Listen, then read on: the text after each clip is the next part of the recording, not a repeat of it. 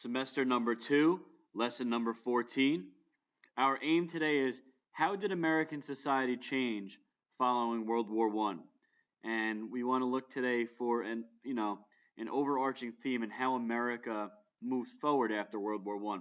And from what we learned with the 14 points and the Treaty of Versailles, we should have the idea that America is going to move away from a global relationship with other countries, and they're going to move more towards isolation. All right. Two words I want to make sure you remember: isolationism, staying to themselves. All right. And domestic economy. They want to further their domestic economy. They want to make their economy stronger, and in doing so, they are going to have a pretty, fruitful post World War I society, which is going to lead us into tomorrow's discussion about the Roaring Twenties. World War I, war and prosperity. So we are going to look at the aftermath of World War I and, really what it meant for American society. The impact and aftermath of World War I. World War I, or the end of World War I, triggered important changes in America. Many changes affected women, immigrants, and African Americans, which we're going to learn about in the next slides. Some changes were subtle and gradual, while others were immediate and dramatic. When the men were away at war, life in America is going to change. And because of that, when the men come back from war, there are certain things that have changed, for the better. And really, we're going to see that in the, upcoming slides. The first group we're going to talk about is women. All right. And we talked about this a little bit in an earlier lesson, but during World War I, women went into the workforce to take over the jobs that men traditionally did. Men had to go to war, but things still needed to be produced on the home front. So, women needed to step up and take those jobs, and they took them and they did a wonderful job. They were able to not only serve as, their normal, what was expected of them, which was to be, a housewife, but then they also went to the factories and did the work. Many women worked overseas. Worked in factories, served overseas with the Red Cross and the Salvation Army. And after the war, when the men come home, the women were expected to quit their jobs and kind of go back to just being the housewife. The one thing we did learn in an earlier topic was that they did gain the right to vote because of what they did in World War I. Right, the 19th Amendment, which was passed in 1920, gave women the right to vote, and a lot of that stems from the fact that they did such an admirable job during World War I. So, what were the effects of World War I on immigrants? So, the war had harsh consequences for immigrant families.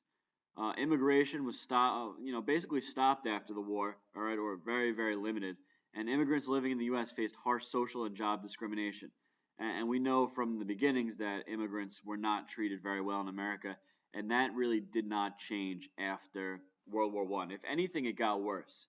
And to further that discussion, we're going to talk about the Red Scare, which starts in 1919 and lasts until 1920. During World War I, if you guys remember from global history, the Russians drop out because of the Russian Revolution, and communist takes over in Russia. And the fear of communism, immigrants, and radicals on American soil all kind of fall into the Red Scare. The Red Scare is really a fear of communism, but everyone's kind of grouped together: communists, immigrants, and radicals. And this is particularly evident in the Sacco and Vanzetti trial. They were two Italians. They were victims of the Red Scare. Niccolò Sacco and Bartolomeo Vanzetti were both Italian immigrants and anarchists. They believed in no government, right? And they had come to America. They were very radical.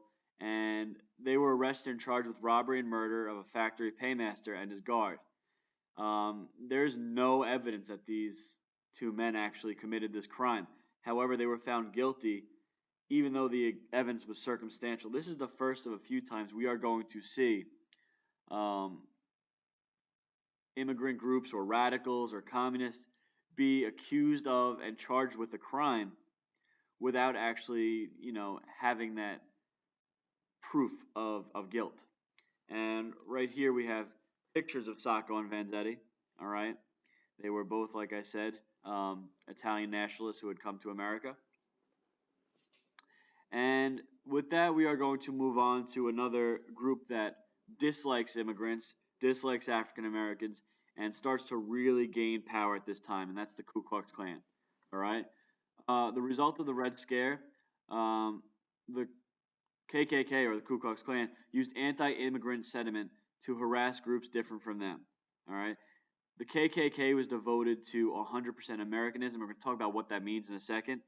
They believed in keeping African American people in their place, and they destroyed saloons, opposed unions, and wanted Roman Catholics, Jews, and foreign people out of the country. Let me just point out the fact that the Ku Klux Klan did not only hate African Americans, all right? They hated anybody that was not Protestant in religion and white and from America. That means if you were an Irish Catholic, they were going against you. If you were an Italian, Roman Catholic, they were going against you. If you were Jewish, they were going against you. It was any group of immigrants, any group that was not white and Protestant, and they used terror to get their point across. All right, and their effects on American society or African Americans, I'm sorry, was very evident. Black soldiers returning from war were questioned their denial of civil rights. All right, African American men who fought in the war, they came home and they were not given the civil rights they thought they expected. And I'm segueing away from the KKK for a second, but when they got home from war, they thought that they would be treated a little bit better since they had just fought for their country. However, they got back from the war and they really were not treated any better. All right. World War I is going to accelerate the migration of African Americans to northern cities. More African Americans are going to go north looking for jobs. All right. This is part of the Great Migration northward. Um, African Americans were able to improve their economic situations a little bit. However, they still face discrimination and segregation. And just connecting back to the KKK, the KKK, one of their big focus, and that's what they're well known for, is their anti-African American sentiment, and they show that plenty of times throughout history. And we'll talk about more in later lessons. So our check for understanding today is which conclusion can be drawn from the occurrence of the Red Scare. 1. Immigrants to the United States are consistently denied equal protection under the law. 2. A person's best protection from persecution rests with the Supreme Court. 3. Civil rights are sometimes compromised by the public sphere of radical political groups. Or 4. Violent protests in the United States are usually met with a violent response from the government. And we will go over that answer tomorrow. All right. And I've also provided a second question for today. After World War I, which factor was the major cause of the migration of many African Americans to the North? 1. The start of the Harlem Renaissance. 2. Increased job opportunities in northern cities. 3. Laws passed in northern states to end racial discrimination. Or 4. Federal government job training programs. And we will go over that one again tomorrow as well. Have a good night.